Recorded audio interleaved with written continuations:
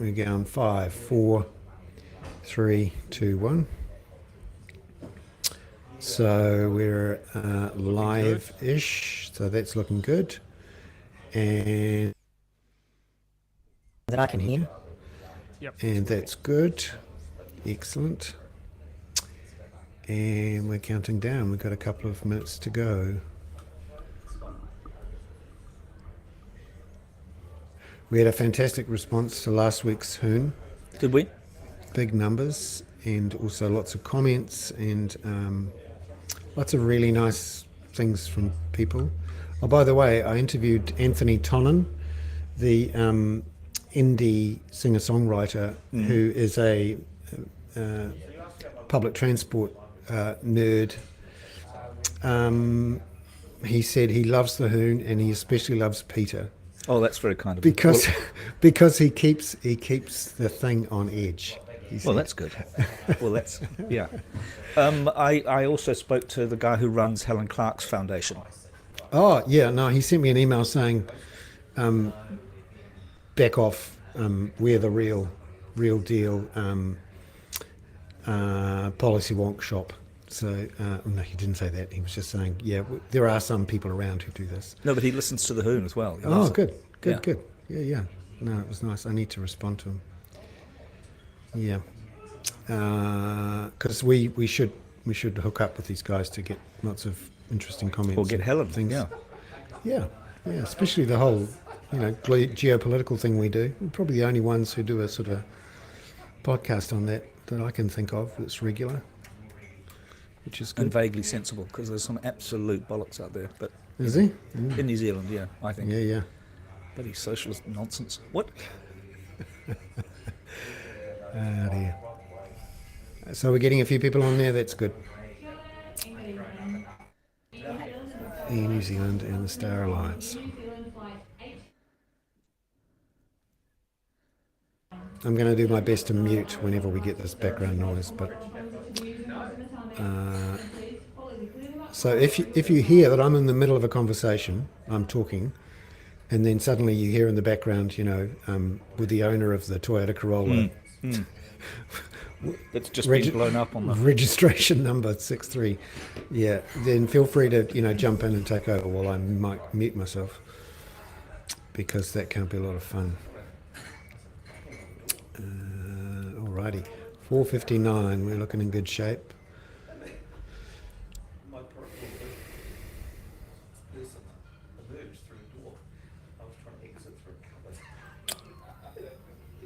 Yeah, so we're recording. We've got 2:57, 59, 3. Couple of seconds. Right. 5, 4, 3, 2, 1. Kia ora koutou katoa, and welcome to The Hoon. I'm Bernard Hickey here with co-host Peter Bale. Peter, how are you? Hello, Bernard. I see you've gone abroad, or at least to Wellington. Yes, I've gone to rule the nation at the Corrie Lounge in Wellington, and I'm here with the Corrie Lounge Society, making sure that everything runs smoothly. And are you hearing all? I mean, is it basically just an entire policy discussion on a Friday where there, is Grant? I suppose Grant Robertson doesn't have to go to the Corrie Club on a Friday because he lives in Wellington. But are they all there discussing GST on or the lack of GST on fruit and veggies as they go for the crudité? As they go for the crudité, no GST at all. It's all free in the Corrie Lounge. No, actually, what happens is the politicians often leave on a Thursday night, because that's when Parliament rises on a Thursday night, and you can often see them all gathered around the food, talking away. And you remember that just a couple of hours earlier they were shouting insults at each other, but now they're sharing anecdotes. If the member can't get it through his thick head. I thought, having met Willie Jackson just the other day, or we've been to a thing where he was, I actually quite enjoyed that little encounter. But I didn't know what was this thing about Trevor Mallard having punched somebody outside that he mentioned. Was it Penahenera or something? There has been fisticuffs in Parliament. It's sort of ironic that he went on to become the Speaker of Parliament.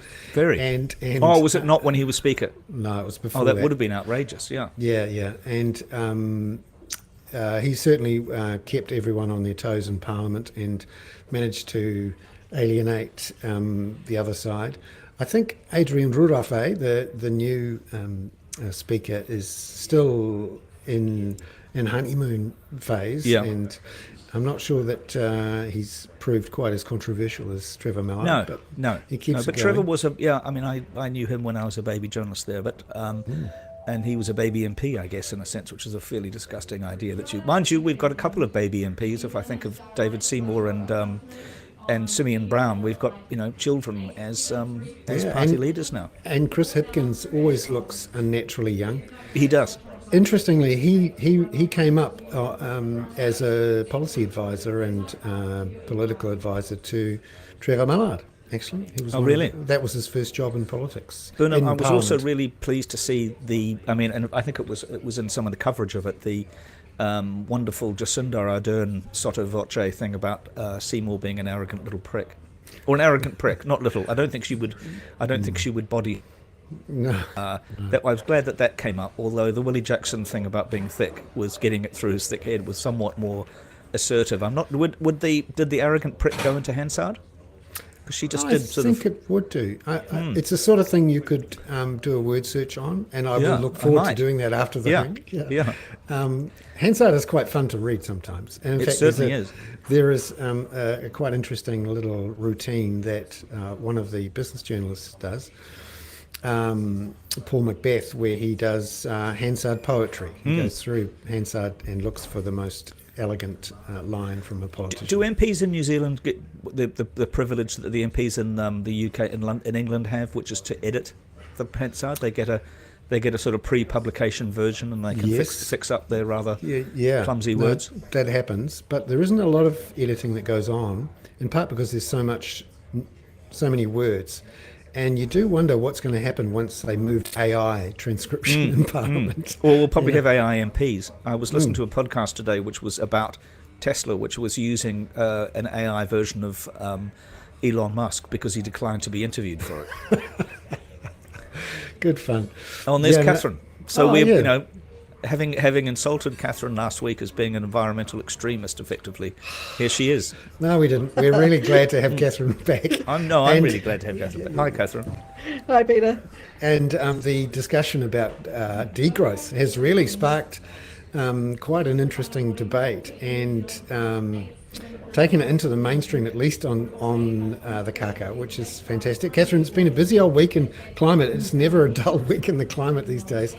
Firstly, on the policy front, where we had Labor release its transport policy, which it put effectively roads first, fixing up roads, building a few motorways and bridges, and relegated emissions reduction to not quite the bottom of the pack, but talked about a balanced approach, which was affordable.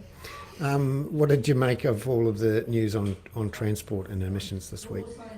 I mean, obviously that's pretty disappointing and seems like, quite a short-term perspective. It also brings into question, how are we going to meet our emissions reduction pledges under the Paris Agreement, because that's another cost if you don't meet them. You have to find a way to do that somewhere else. So, yeah. That's the missing link in a lot of these announcements there now. And at the announcement of the Cross Harbour tunnels a couple of weeks ago, I asked this of Chris Hipkins and David Parker: how does this project reduce emissions in time to meet the Paris Agreement? And the other missing link is, in any of these budgets and plans for the transport, there needs to be a big old liability in there for buying overseas carbon credits, which at the moment could be well over 20 billion. So you could spend $20 billion on 2 tunnels and then spend another $20 billion buying emissions credits because you haven't reduced emissions in that time. So it's we're seeing a lot of policy announcements come out, but I must say one of our main tasks will be to pick out the question answered and things that aren't in that. Well, that's our solutions journalism approach, Bernard. Yeah, I think so. Catherine, what did you think today, and well, possibly both of you? I mean, interesting decisions about the government offering more money to farmers for oddly in the same week that they've had dairy farmers at least have had a bit of a setback with the dairy price. But and trying to help them get to these emissions things. And also Kirsty Johnston, who I hadn't realised had gone to RNZ from Stuff, doing quite an excellent piece about the kind of subtle negotiations, or the sort of subtle caving in, if you like, to the farming lobby over Hea Kanoa. Yeah, that piece was great. It was, absolutely fascinating to read, and really gave some insight into. Do you want to say what the conclusions were, Catherine, just a little bit? I'm sorry, I'm putting you on the spot to tell us what was in it, just in case anybody didn't see it. In terms of that reporting, or in terms of the latest announcements? Both. So the reporting really just showed the process of, the original attempts to come to an agreement around Hei Waka Eke Noa, and how those negotiations broke down. And even now they're still trying to kind of resuscitate them a little bit and try to get something out of it. But I think also this is really, the industry has had long practice at spinning these things out over election cycles, in the hope that, the situation will change for them if there's a different outcome at the next election. So they've done what they've always done, which is... That's the passive-aggressive phenomenon in New Zealand. Yeah. And Catherine, look, this is also... Bernard has talked a lot about the push, when push comes to shove, with our international trade agreements that are really going to push people like the recalcitrant farmers towards... having a responsibility for food miles and air, and emissions and so on. Yeah, I think it was really interesting actually in the government announcement about what their plan is around the agricultural emissions. Is that right at the end they had this piece in there where they kind of said, well, you're going to have to change at some point anyway, because the market's starting to make demands like Nestle for reductions in scope 3 emissions, which was another way of saying, we're never going to handle this. We'll think the market will do it eventually. The problem with all of that is that our main markets aren't in Europe, and it's not the likes of those companies. Our major market is in China, and we are exporting, something like 70% of our dairy exports are milk powder, in the form of milk powder, and it goes in as an ingredient into products that are manufactured in China. And that market in particular, I would say, is looking really fragile going forward, and I think that's what's going to get particularly dairy farmers in the end. So you've got China in a big recession at the moment. You also have China have increased their own ability to get milk and dairy, buying cows, and so they have their own inventory of dairy milk solids and so on now. So their demand is down at the moment, and I'm not sure that will be picking up anytime soon. And on top of that, you have this thing called precision fermentation going on in the background, which is where there will be new, I don't want to say synthetic milk, because its fermentation is not really a synthetic process. It's kind of, in fact, a natural process. But there's new businesses being set up in the likes of Dubai and places like that to make this stuff. And when the price, it's very, very close now to the price of milk solids on the global market. When it dips beneath, then the first place it's going to get used is as a bulk milk ingredient in manufacturing products. So, and we are so exposed to that. So I think it's just a matter of time that the government, everybody's just going to play it out until the market decides for them, and that day I think is approaching. Yeah, and when you look at what our competitors in Europe are having to put up with, for example, in Holland at the moment, a whole political party and political movements formed, a sort of a groundswell type party, because the European Union is looking to slash dairy output there by as much as 20%. And so the actual dairy herd is being forced down. And in Ireland, actually, the authorities there are looking to cut the number of cows by 200,000 just in the next year or so. Yeah, which I saw Elon Musk commented on as being ridiculous. But, so he's an expert on COVID, and he's an expert in cows. Yeah. And submarines. Yeah. And I don't... It's ugly when the market does it for you. So as bad as that looks, or as hard as that process looks in Europe at the moment, it's a lot uglier when the market does it to you and you don't manage the process. And it also tends to reinforce the things that people said quite a long time ago. Remember, He Waka Eke Noa is upwards of 4 or 5 years old. And effectively today is the moment when something was supposed to happen. And all we ended up with was a delay in not just pricing emissions, but measuring them. And it's clear that the delay, deny, deflect effort has worked. And it's interesting to hear Russell Norman, for example, former Green Party leader and now Greenpeace boss, saying that when Ardern and Shaw announced He Waka Eke Noa and told us all how wonderful it was, he said it was a sellout and it was just a delaying tactic. And today's announcement is the final confirmation that it was. And he describes the whole He Waka Eke Noa thing as 6 years where the polluters have given a masterclass on how to block policies to cut emissions. And he describes Labour, National, New Zealand First and the Greens as all complicit. So he's really kicking off today.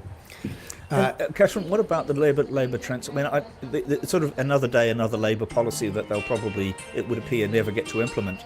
What do we need to know about the Labour transport policy from an environmental point of view? It's roads, isn't it? So I from an environmental point of view, we obviously need to be transitioning into more active forms of transport. We need better transport links between, major cities and smaller cities.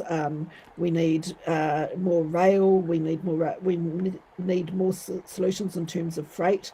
All of this is just status quo, and we'll just figure it. And actually, all we're doing is figuring out how to fund the infrastructure we have, or to build it out a little bit more. We're not changing or transforming anything. And at the end of the day, if you can't get the will and the funding together to transform anything, then we're in a bit of trouble down the road. What was also interesting, I think, about this announcement was that, and another admission of defeat when it comes to finding a new way of funding the transport system. So at the moment, it's very dependent on fuel levies on diesel and petrol, and of course road user charges on diesel. And the problem for the entire funding system for transport is that it's dependent on everyone burning fuel. And if you stop burning fuel, as if you've got an electric car, there's no money to build new roads or maintain the existing ones. And the whole idea of the review through the government policy statement, and a review not just of the public transport operating model, but also of the funding system, was to come up with something new. But no, the solution has been to keep the existing system and then to just ramp up the fuel prices. So the irony is that in its attempts to be popular, the Labour government has had to resort to putting up a fuel tax. And of course the opposition have jumped on that in the last couple of days and said, oh, we wouldn't do that. No, we wouldn't do that. I think what's really clear about, all of this is that in New Zealand, it's really, really, really easy to sell inaction to the public, because any type of action is going to have pain somewhere. And, for every government ever that we've ever had, it's always been easier to just sell an inaction plan than it is to sell an That's a action really plan. interesting idea, that we can sell inaction. I love that idea. Don't worry your pretty heads about it. It'll never happen. Yeah. And as we've seen, climate change, unlike in years gone by where you could conceivably say, oh, it's not happened yet. We just have to, it could be decades away. We can just give ourselves a bit of time. No, the rubber's hitting road this year. And or not, yeah. Yeah, perhaps it shouldn't hit the road, but in terms of climate, we've got today, as we speak, massive fires in Tenerife that are out of control. We've got a cyclone barreling towards Southern California for the first time in nearly 100 years, and it looks like it's going to dump 3 years of rain in a couple of hours on the parched deserts and dry lands of Southern California, causing massive flash floods. And the mountains that have already been raised by fire, so they're going to be really... and we know, of course, though, that it never rains in California. Well, they're about to find out that it does an awful lot. And this is the thing, we obviously know with the enormous damage from cyclones Gabrielle and Hale, that it's very real. And what I found interesting this week was how the government approached the idea of climate adaptation and dealing with the outcomes of these disasters. Catherine, you've spent quite a bit of time this week looking at all the documents that came out with the announcement that the government was going to consult on a Climate Adaptation Act, not put it through before the election, and try to keep it quite contained the advice about some of the quite big things that would have to happen. Can you tell us what you learned from these papers? Well, yeah, I've been doing a bit of a comparison between the expert working paper, the paper that came out from the expert working group on managed retreat, and the paper that the government put out, saying that they want to put it to a select committee. And really, as has been commented on in the media already, the timing of it was all a bit interesting, because in that expert working paper is some really specific recommendations, some of which are highly controversial, and they effectively kind of buried that by putting out this discussion paper that just kind of outlined a bunch of options, and should we do this and should we do that and should we look at that and that, and all, without ever, without a lot of the time mentioning that the expert working group had already made very specific recommendations on that, and outlining what they were. So what were some of the most notable ones? Because some of them are quite heavy. Yeah, well, what was interesting was the process, and at which points there would be public consultation, and at which point you would not be able to challenge a decision to retreat, from a particular area. So there would be a certain point at which, under the plans, the decision would be made, and you would not be able to challenge it, and you would not be able to litigate it in court, or anything. The decision would be taken, and that would be it. So, and I'm not saying that's a bad thing. I'm just saying that's going to be contentious, So that's, I guess that's why they want to talk about it a bit more in a select committee. But well, it's pretty remarkable if Jim Bolger gets accused of being rude to people about managed retreat. Yeah, I mean, this is just a subject that gets people, obviously very emotional, and because it affects everything in your life. If an order comes down from government that you have to abandon some land, and there's also the question of compensation. So again, the working group document had some very specific recommendations on how that should be handled, and that included things like people's secondary homes or batches would not be compensated by government, only primary residences would. There would be a certain rate at which business premises could be compensated if they were forced to move, but it wouldn't be the entire amount.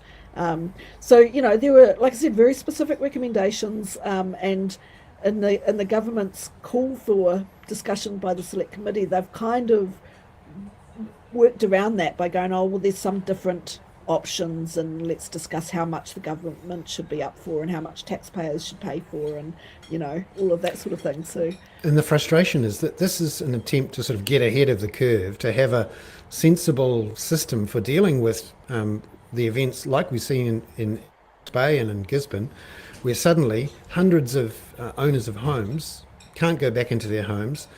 They might get insurance, they might not. It's not clear exactly whether they'll be paid money by who. Is it the council? Is it the government? Is it a share between the council and the government? What if they just want to go back and live in it regardless? This problem was solved after the Christchurch earthquake by essentially the government stepping in and saying, right, we will pay to buy back all of this red zone land. And that was right at the start, and it was an expensive process, but it solved that problem for Christchurch. Now, there were at other times when the government did not, under the previous national government, did not use its chunk of money to solve the problem. But the issue here with this... Well, they're also saying it becomes unaffordable, right? At a certain point in time, they can't actually keep jumping in with these ad hoc payouts because it becomes unaffordable unless you've planned in advance how you're going to fund things. And also, it's interesting that, we're at the point now where you can't really claim ignorance about climate change when you buy a property. we've just been going through the process of that ourselves, and we spent a lot of time looking at the flood maps, not just the ones that are on the Land Information Memorandum, but also the ones that are on there's various specialist websites which do overlays, which look at what a 1 in 100 year event would look like, a 1 in 200 year event. And they can also calibrate it for, let's say it's 3 degrees, 4 degrees, how many meters of climate, of rising sea levels. And then you have to ask the question, next time there's a flood or next time there's a, some sort of wipeout, hang on a minute, why did you buy this property if you when you knew? know the And why should we compensate you? Isn't this the whole process of how the market works it out? A bit like the farmers and the buyers in Europe saying, no, we're not going to buy your stuff. The market decides. Well, if the market decides on climate adaptation, it's the insurers and the banks who should be getting involved in there. And also the moral hazard of someone buying a batch at Omaha, which is 3 centimetres above the high tide mark. Why should a government and the taxpayers at large pay for someone who should know better? Does Hosking live on Omaha or in Matakana? I can't remember. Don't know. There's There's certainly an a lot of people. interesting point in the working group paper where they kind of said, it shouldn't be the responsibility of this process to protect people's wealth. It is only to protect people's well-being, and that they don't need to maintain socioeconomic differentials. And in fact, in some cases, they should be actively working to more socialism. to close those. Yeah. Yeah. And this is the fascinating part. Essentially, Well, it depends. It's not really socialism if you're expecting taxpayers to pay to maintain somebody's wealth, is it? I mean, that is socialism. Yeah. Refusing to do so is the opposite. Exactly. I mean, this is socialise the profits and privatise the profits and socialise the losses. The risk. Yeah, and this is the issue here, because when you look at how real politics works, particularly local government real politics, you'd hope that a Climate Adaptation Act gets in there ahead of time and does some attempt to try and redress some of the inequities that climate change will throw up. But when you have nothing, when you have an ad hoc fly by the seat of the pants, make it up as you go along after the disaster, what you're going to have is who has the best access to councillors, to city planners, so that when these mansions on top of the Takapuna cliffs fall down, the owners are going to go to the council and say, well, how come you didn't tell me that these cliffs were going to collapse? How come I got consent to put an extension on the back? It's your fault. There is an argument that there's not enough good information out there yet, and that there are consents still happening for places that there shouldn't. And another important element of all of this is the treatment of Māori land, and how you manage that to be consistent with Te Tiriti, and that's a whole separate piece. Like, that needs to be managed very, very differently, as the expert working paper clearly laid out, I think. Catherine, thank you so much for coming on the show. Another busy week in climate news, climate policy, climate disasters, and really appreciate your time coming on. It's time now for Robert Patman to join us. Our usual visit to Kiev. Kiev, yeah. For a good old chat about Ukraine and the Middle East and China. I just wonder if we could start today with a look. Peter, you spent a lot of time looking at what's happening with the Middle East. It seems to have flown under the radar, so to speak, whereas this is quite big news. Peter, did you want to? Well, I was just saying, it's very interesting to see Saudi Arabia coming in from the cold, which is slightly ironic for a country that's extremely hot, of course. But you've now got Britain having invited Mohammed bin Salman, MBS, or Mr. Bonesaw, to go to the UK in October. Saudi Arabia has appointed its first ambassador to the non-resident ambassador, of course, because they wouldn't want to live there, but to the Palestinian people. You've got this talk of a Saudi or an American nuclear umbrella, or military umbrella at least, for Saudi Arabia. It's and you had, of course, that quite interesting conference in Riyadh recently about Ukraine, to which Russia was not invited. It's very interesting kind of push and pull at the moment. Not to mention, of course, the Americans now asking the Iranians to stop sending drones to Russia, which of course they deny, which is ridiculous. But you've got these very parallel conversations going on, including, of course, the agreement that's been reached about American long-term prisoners in Iran being freed in return for, I think, $5 billion worth of Iranian cash. There's a lot sort of going on in that Iran-Saudi axis. Yeah, I mean, hi Bernard, hi Peter. It's been a very interesting week actually. In a sense, it's a high risk strategy for Biden actually trying to pull off this initiative, which involves, of course, Saudi Arabia extending diplomatic recognition to Israel, and I think to some extent the Biden administration has been alarmed by growing Chinese influence in the Middle East. And it seems to me that this is not a particularly wise way of trying to limit Chinese involvement in the Middle East. The Middle East is a very volatile place. There's core issues which have only been addressed in a half-baked fashion, which is the Palestinian issue. And I expect that Saudis will negotiate hard with the United States. Bin Salman has good relations with Putin. He negotiates with the Russians to keep the oil price up. And also he has excellent relations with the Chinese. And I think the United States at the moment is in danger of trying to exclude China and in the process making its own position even more questionable than it currently is in the Middle East. It's in a sense, some US political observers are falling back in a sort of Cold War paradigm, a sort of zero-sum approach to a very complex area, the Middle East. And I think there's real dangers for Mr. Biden here. And he may well be able to hold it all together till the election and present this as a triumph. There's one thing that's very shrewd about it is, although members of Congress will have enormous reservations about a deal involving Saudi Arabia, the pro-Israel lobby in both the Democrats and the Republicans will almost certainly get it through Congress. And, they know all about the Khashoggi murder and the way the Saudi regime operates. But I don't think, from their point of view, the great bonus of getting another key Middle Eastern state to recognize Israel, I think that would, despite the reservations about Saudi Arabia, that will prevail. So yeah, although it's very interesting, Robert. I mean, we discussed this, I think, but it's very interesting what that might mean for Netanyahu and his coalition, if any Saudi agreement has to include a refreshed opening to a two-party state.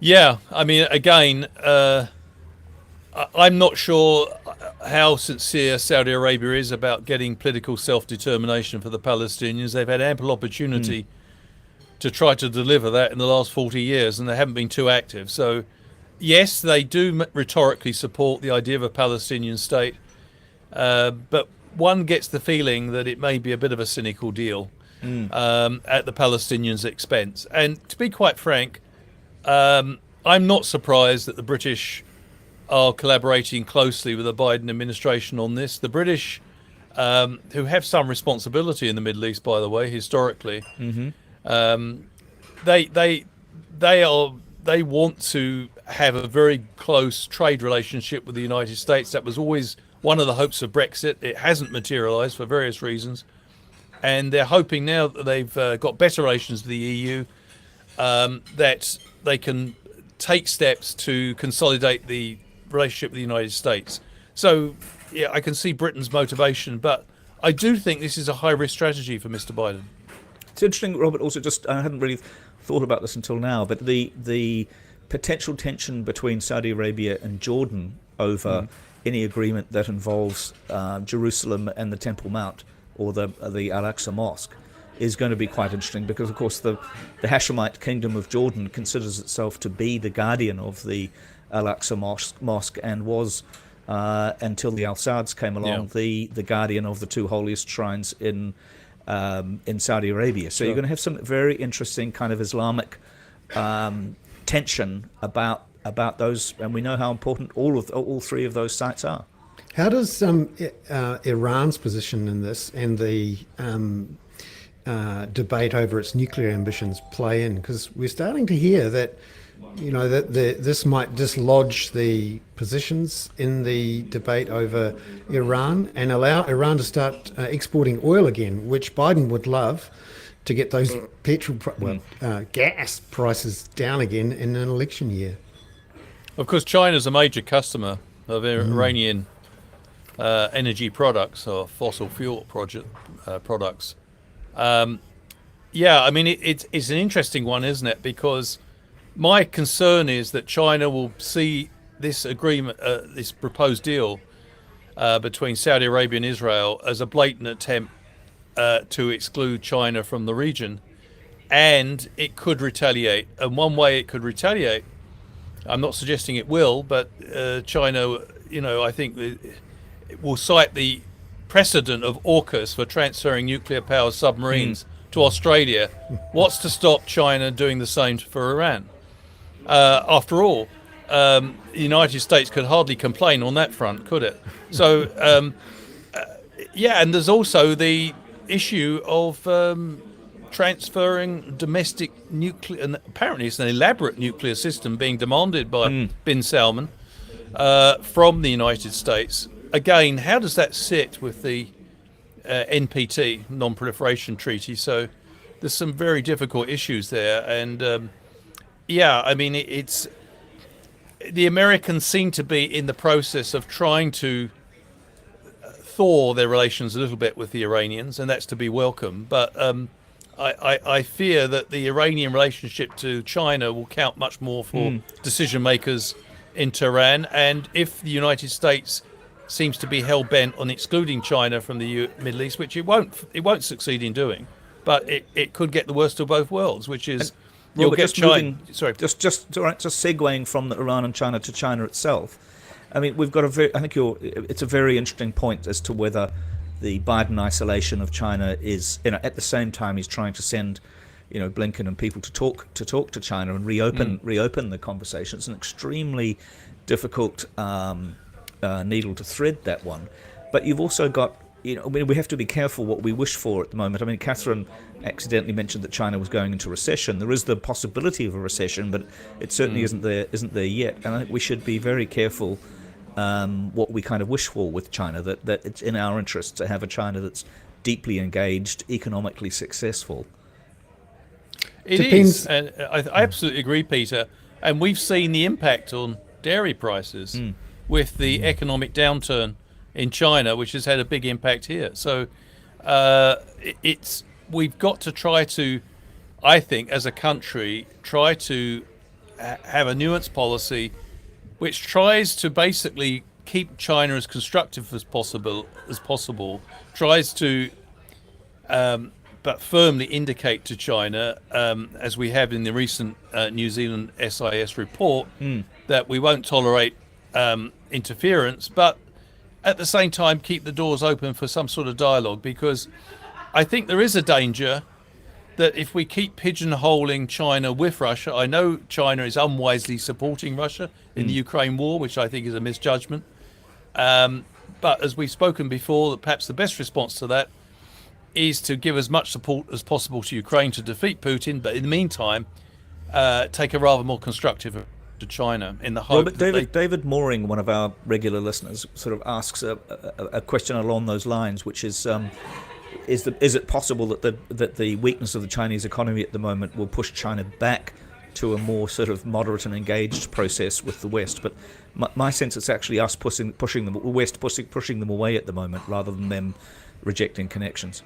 But you go ahead. No, I think that's a really good question. It's very difficult to read China with great authority. I think many of us have been surprised. I think Xi Jinping has certainly got his enemies within China, in the Chinese leadership.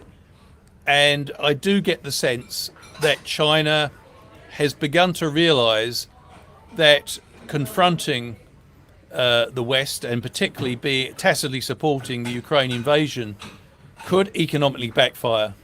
We've spoken about this before. that China remains heavily dependent on big Western markets, the EU, the US, and to quite a significant degree, but not Western market, the Japanese market. So, in a sense, I think that China thought it could possibly have its cake and eat it, which was, how should I put it, extend influence without any economic consequences. It may be learning that it's far more dependent on the West than it anticipated. And the Belt and Road Initiative is, yes, it's an expression of China's global power, but it's no substitute for those markets that help China become the superpower But that it might it be is essential today. for Christopher Luxon's transport policy. But Robert, can we flick for 1 minute? We're doing a bit of a tour of the world, but Sure. it looks like the United States has authorized, I think, Denmark and somebody else to send F-16s to Ukraine. We've also had that really interesting development this week of Jens Stoltenberg's assistant or chief of staff at NATO being rather harshly told off by Zelensky in Ukraine, but also having to apologize for having suggested that the end result might have to be that Ukraine gives back territory. What's your current view on the Ukraine situation? Well, I think Zelensky politically could not survive, and that's why he gave Stoltenberg's official such a tongue lashing. He wanted to demonstrate to the Ukrainian people that the sacrifices they've made, which have been colossal, will not be in vain, and that he's going to hang tough. The Russians, he's made quite clear his terms for peace, so the Russians must return to their internationally recognised borders. The F-16 thing is interesting and slightly ambiguous. Why is it ambiguous? Because we know that some Ukrainians have been receiving training in the Netherlands and in Denmark, I think particularly in the Netherlands, since about May. And now we have the official endorsement and approval, as well as the training they can return with F-16s to use. Now, the reason I say this is slightly ambiguous is because this has been going on for some time. And there is suggestion in the media at the moment, many media outlets, that in fact this means that now the US has officially given approval for the transfer of F-16s, that training can begin. Well, in fact, we know that training's been going on. Yeah. And that means that the projective use of the F-16s is currently in many media outlets about March next year, because that assumes they're just going to begin training. But actually, if they've been training since May or even before, it may mean that those F-16s are going to be used a lot quicker than many people realise at the moment, possibly late September or October. But it's an interesting... I can understand why the Americans may be strategically ambiguous about this, because, it makes a lot of sense to say, signal to the Russians, Mr. Putin in particular, those F-16s won't be used for another 16 months. And suddenly, 2 months later, they start getting used. It's interesting. It's the Netherlands, of course, is the other ones. The F-16s are coming from Netherlands and Denmark. Yeah. Bernard. It is interesting to see how hard or how quickly the Russians might respond. What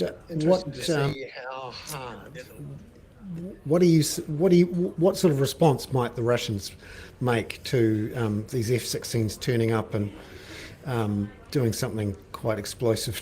Well, to Mr. Russian Putin base? has warned it would be a fateful step by the West to transfer F-16s to Ukraine. But Mr. Putin, there's one thing consistent about Mr. Putin. There's always been an enormous gap between what he says and what he does. I actually think this is another red line that the West is going to cross, that they are going to get F-16s. It's probably too late from a Ukrainian point of view, or not as quickly as they would like, put it that way. But Robert, it's interesting when you talk about there was a very good story overnight, I think from Reuters, quite widely reported, that the Russians are really going after where the Storm Shadow missiles might be based, and where the various, because the Ukrainians are moving aircraft and that carry those Storm Shadows and the other cruise missiles that they've been given, particularly by the French. that they're having to sort of shuffle the pack constantly and keep them constantly on the Sure. move. You know, it's a, Yeah, and I it's a think very for- interesting military And there's position. pressure growing to give Ukraine some pressure now, particularly in the United States, but there's some pressure in Germany to give Germany seriously considering giving the Ukrainians much longer reach missiles, that is, longer range missiles, I should say, to counter the Russian advantage in this area. You've probably seen that the Russians have been targeting, as well as Storm Shadow missile sites or purported sites, they've been targeting some of the grain storage facilities in Odessa. That's interesting in itself, because we spoke about the discrepancy between Mr. Putin, the language he uses, and his intentions. He assured the 17 African leaders that attended a summit recently he wouldn't do anything to attack such storage facilities, but he's actually doing it. So again, this is going to be very interesting. But yeah, I mean, I actually think Mr.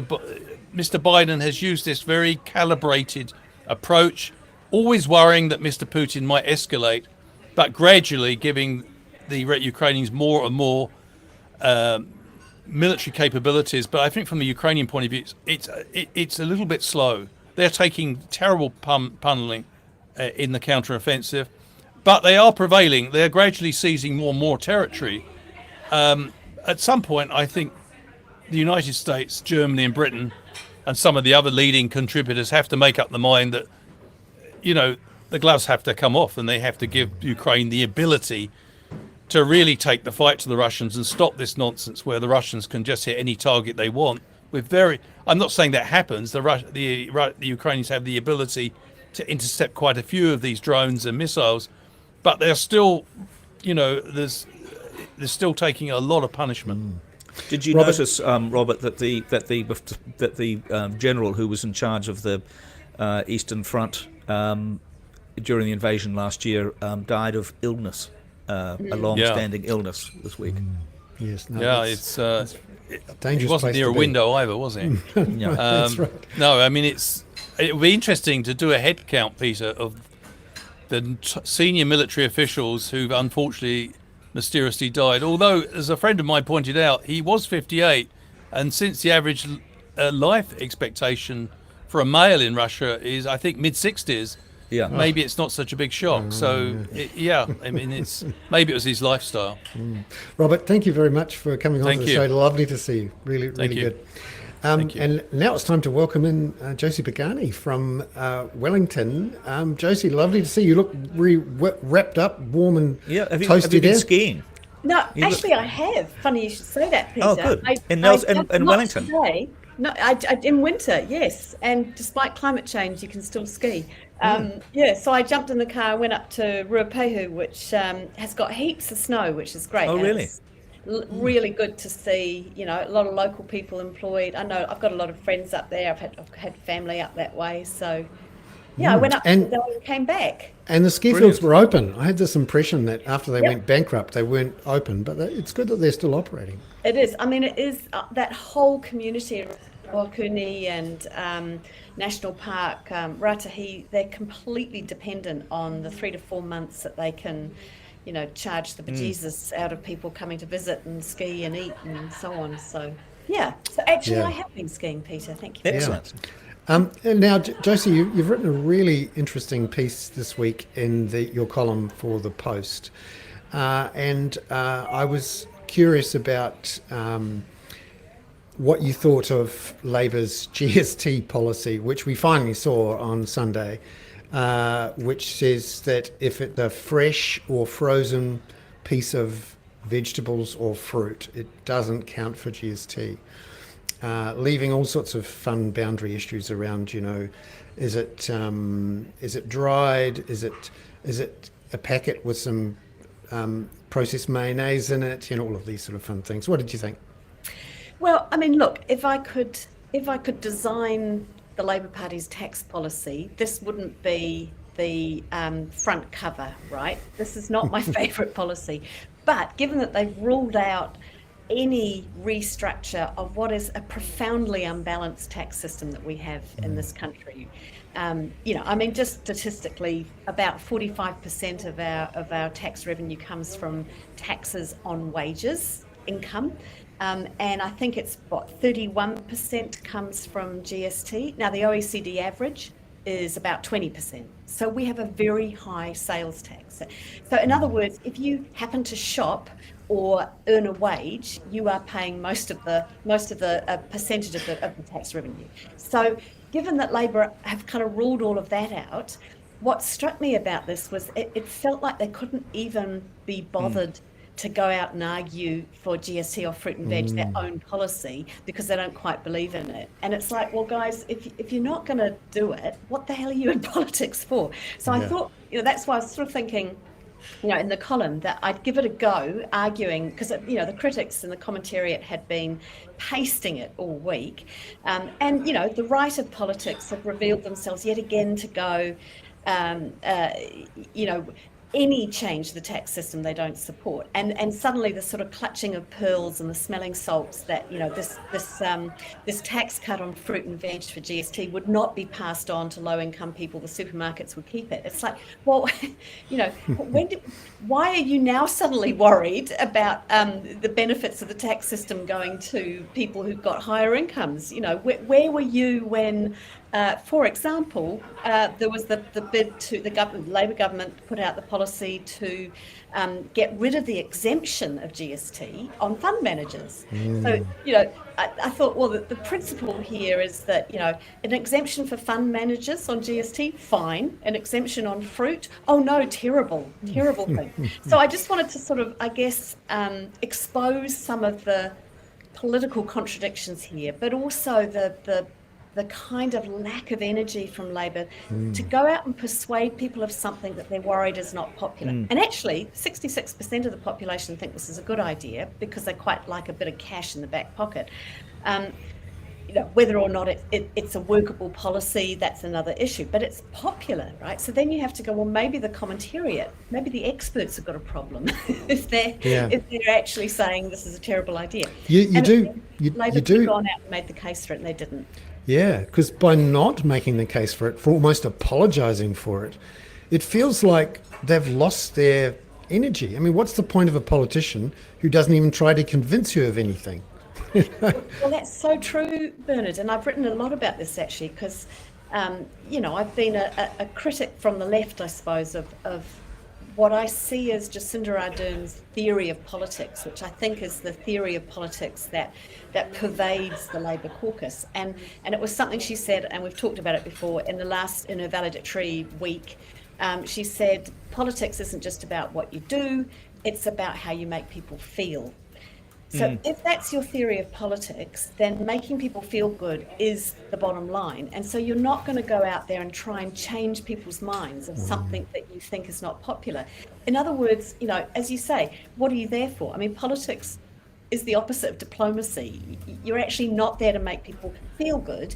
You're there to go out, I've got an idea, I'm passionate about this, I want to persuade you, and if I can persuade enough people, I'll win. If not, I'll lose.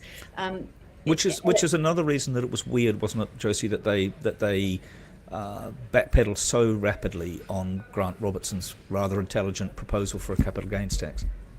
Yes, well, and I mean, David Parker has been pushing for this for over a decade, and it's ironic. I think it was the 2011 election. I mean, where Labor had a dismal result. The capital gains tax was more popular than the Labor Party then. Yeah. So in other words, there was plenty of.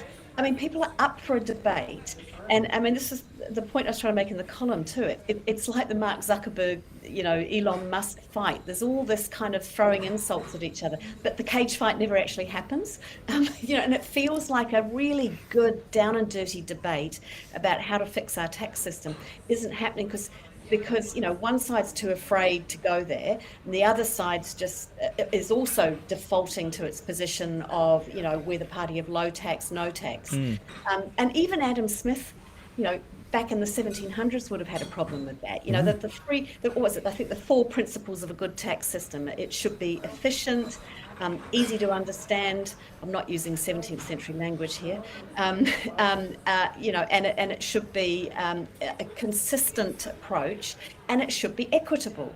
And the thing that we haven't got in our system is equitable. I don't see why that has to be such a taboo topic to talk about. Yeah, I agree. But, Josie, may I ask you just, Bernard's got leading this, but I just want to ask you a couple of questions, because I was doing something about Trump this week, much as I didn't really want to. And I've been really struck, particularly when I drive past them, seeing the National and New Zealand First signs, one of which is "Get Our Country Back on Track," which I suspect is actually "Get Our Country Back." And then we've got New Zealand First with "Let's Take Back Our Country." And I find both of those sort of deeply worrying, rather un-New Zealand. I mean, Bob Hawke used to use the phrase, it's un-Australian. But I think that's rather un-New Zealand. This idea of hearkening back to an earlier period. This is really dangerous, it seems to me. And I wonder what you feel about that as a sensitive observer of the country. Yeah, that's interesting, Peter, because definitely the opposition slogans are all about nostalgia, somehow a sort of, let's get back to where we were before 2017 seems to be the uber, meta message. But the thing I noticed driving up to Ruapehu was there are so many national billboards out there. Yeah. They're not national, they're ACT. That I saw maybe 2 or 3 Labour billboards. Now, to be fair, it's Rangitikei, which is a safe national seat. But still, again, there's a feeling of the fight not being there for Labour. But you're right. I mean, National, they've got a lot of money. They've got a big ground game. They're just absolutely swamped. But this nostalgia thing, Josie. I mean, we know that this nostalgia, this what I might call my grumpy Pākehā nostalgia, not my own, of course, but the this idea that New Zealand was somehow better when we were all Kiwis. I just feel that there is a deeply underlying racial element to this, which is potentially really toxic for the country. I'm not sure that it's. I think the trigger that they're trying to ignite here is more about everything's gone to hell in a handbasket in the last 6 years. And we need to focus on the basics, which is what Labour was trying to do too. The back to basics, it's back to basics. It's get our John country Major back. did that as well, of course. Yeah, worked brilliantly for him. Right. But I don't think I'm not sure that I agree that it's a kind of back to white New Zealand pitch. I think that ship sailed a long time ago. I think there is definitely a message coming from ACT that's about get away from race-based politics. That's true, and you've got Te Pāti Māori at the other end going, let's make this about race. And there's a play on at Circa, which I haven't seen, which is I forget what it's called. It's basically a political satire, and apparently there's a bunch of Te Pāti Māori characters who keep going. They want to de-Pākify New Zealand, So they're making a joke of it, and it's really healthy actually, because you realise we haven't actually been able to laugh at some of this for a while. I mean, laughing at this and realising that we're not a racist state. We're not trying to go back to the white New Zealand. Aren't we? If you heard what David Seymour said about Guy Fawkes? Well, yeah, but I think it's provocative. It's provocative, yeah, and it's certainly, it's like I was saying about Winston Peters the other day. He's kind of being anti-vax adjacent without stepping over the edge. And there's certainly an element of ACT being, adjacent to some pretty uncomfortable stuff. And what that famous saying, of course, also, Josie, that nostalgia isn't what it used to be. Yes, yeah, that's great. Yeah, I wrote something about nostalgia the other day. It's a tricky, it's a very dangerous path to go down. But it personally, let alone politically, there's no going back. But I don't agree that. I think some of the stuff that ACT are raising, the reason they're doing so well, Peter, is one of the reasons is that people are going. I want to discuss, I want to talk about this, and I'm uncomfortable about some of this, and that you have to be able to have a discussion about co-governance, for example, or about devolution of resources, whatever. You have to be able to talk about that without being called a racist. So I think they're adjacent to some uncomfortable stuff, but that's the road they're trying to go down. I think that you can't say that that's illegitimate or No, that absolutely not. No, that's fair enough. Good on you. Thank you. And I think you're right in that by choosing to highlight some things which aren't being discussed, they're tapping into this concern that in this drive for low target politics, we shy away from the things that create heat. It's a classic sort of avoiding conflict approach. Kiwis are quite good at avoiding conflict, actually, in personal situations or work situations. We're sort of notorious for the whole passive aggressive thing. Gosh, that's so true, Bernard. And I've written about this too, because I think, we've just had all these valedictory speeches all week with the various backbench MPs and some ministers like Stu Nash and David Clark, leaving, and both gave great speeches. But I mean, the bulk of people giving their valedictory speech this week, I wouldn't know who they were, and I'm a political junkie, and I can't name them.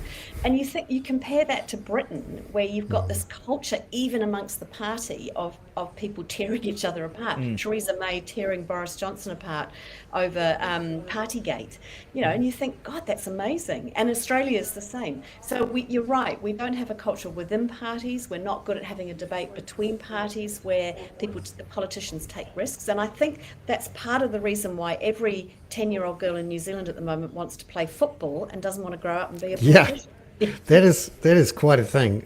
It's really taken hold in New Zealand, that thing.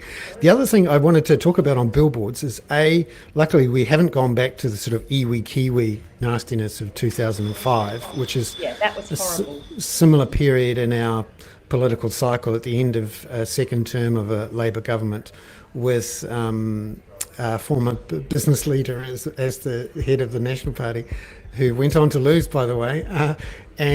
But what struck me about those billboards is, you're right, I actually drove all the way from Wellington to Auckland on Sunday and Monday, and I was shocked at the sheer volume of blue boards, ACT boards. So much money has gone in there, and these are along the state highway, so they're obviously aimed at passing people who are not necessarily in the electorate. And so Labour is being outspent, and the energy in their parties is just, Labour is low energy. And I think partly because a lot of their supporters have just been squashed again by a party leader saying, you can't talk about this thing that you believe in, it's bad for us. Yeah, and that's right. And I think, Bernard, there are like, we've looked at the polls, we've discussed the polls before. Clearly there's a decline in the left bloc and an ascendancy of the right bloc. But polls are only one way of measuring what's happening, right? And so I heard someone say the other day, well, who knows what people tell the polls? I mean, we tell the doctor we only have 2 or 3 drinks a week. But the polls are, of course, more legitimate than, us discussing what we're hearing from our mates or who we're talking to at work. So, of course, they're legitimate. But the other things to look at is just what you say. So the money that's being spent, who's raising more money, and clearly National and ACT got a lot of money. The size of audiences turning up to meetings, and the other one is the sort of passion and the momentum and the sort of sense of movement happening. Where is it? And it's all on the sort of right, centre right, as are the meetings. Even one of the things I noticed about Winston Peters, that he's been doing and Shane Jones as well, a big ground game going on. They're filling halls in small communities all over the place, and that's now bubbling up in the polls, but it's taken a while. So there are many ways to look at where the mood is going in the country. And we'll have a few more weeks to talk about the mood as we get closer. It's getting closer. It's not that far away now, the election. But Peter, to take us out with a skateboarding dog, what have you got for us? My one this week is, because I think we were all fairly ashamed when Jacinda Ardern had to go in Justin Trudeau's plane because her 757 had broken down. And I think that's happened several times with the RNZAF aircraft. And, of course, the German foreign minister had to cancel a trip that was supposed to include Australia and New Zealand because her 23-year-old Airbus A340, which is a lovely plane, had a rather serious problems with its wing flaps being stuck in the takeoff attitude, and having twice actually, in fact, after they tried to fix it in There's Abu something Dhabi. about that that sounds really dirty, Peter. I can't put my What? finger on it. My but flaps? Yeah, carry on. Yeah, Your yeah, yes. your flaps are stuck in the takeoff mode. Yeah. Well, I'm always in the takeoff mode, but they had to dump fuel, and it was probably quite a risky landing with your flaps still up, as it were. Yeah. But so well, we're not alone, and I guarantee that Christopher Luxon will be buying a Gulfstream, in the first 6 months of his government. Yeah, and it was good to see that the latest Poseidon, which essentially is a 737 with a bunch of kit in it, has arrived. That should be used on occasion to fly people around. It's a good looking machine. Yeah, but it's probably I don't think it's got seats in it anymore. But No. it's probably got, it's got a bloody great radome on it as well, hasn't it? Yeah. Excellent. Hey, great to see you all. Thank you very much, and we'll see you all again next week. Thanks, Thank Peter. you, and get out. Thanks, Josie. Get home safely tonight, Bernard. Please. Yeah. Ka kite. See you, Josie. See you later. Bye-bye. See you. Bye. See you guys. Bye.